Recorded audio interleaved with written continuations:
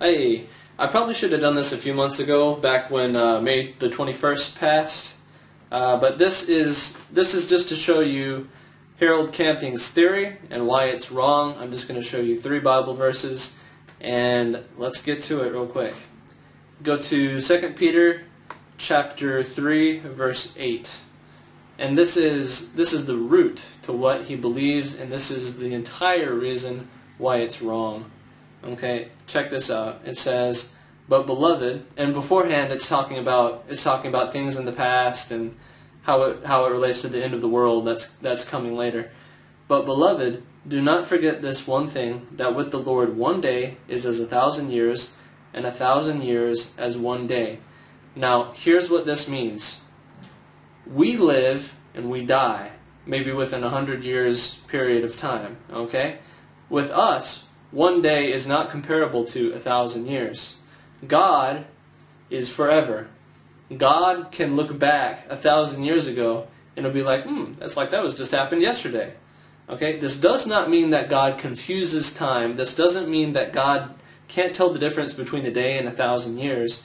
It's just to say He doesn't have flesh like us. He doesn't forget, and He's not subject to time because He's not subject to death. All right, but because of that, a lot of theories came out, and one thing that Harold Camping does is he takes numbers and he'll say, oh, 40 means kingdom, 7 means perfect, 6 means man, and that's always it. That's always the set thing. And the truth is, you can't always do that. Sometimes those numbers are symbolic. Sometimes you can do that, but I'm going to say most of the time you just can't do like that. Here's the next one: is Genesis chapter 7. Look at verse 4. Okay, God is talking to Noah, and He says, "For after 7 more days I will cause it to rain on the earth for 40 days and 40 nights, and I will destroy from the face of the earth all living things that I have made." Okay, now what Harold Camping did was he took that last verse that says a day is as 1,000 years with God, and then comes back to here and says, in 7 more days, God's going to flood the world. Wait, maybe he means 7,000 more years, not 7 more days. And so he somehow counted the day back to whatever, and then you add 7,000 years, and then all of a sudden we're in May the 21st, 2011. Okay. Now, here's the reason why this was wrong, is because after 7 days, when God talked to Noah, guess what happened? A flood came.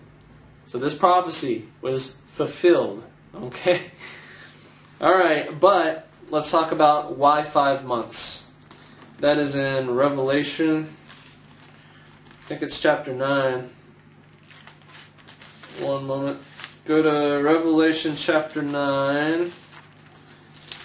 Verse 10. Okay, now this is close to the end of the world, and there's this demon that releases all of these bugs all over the world.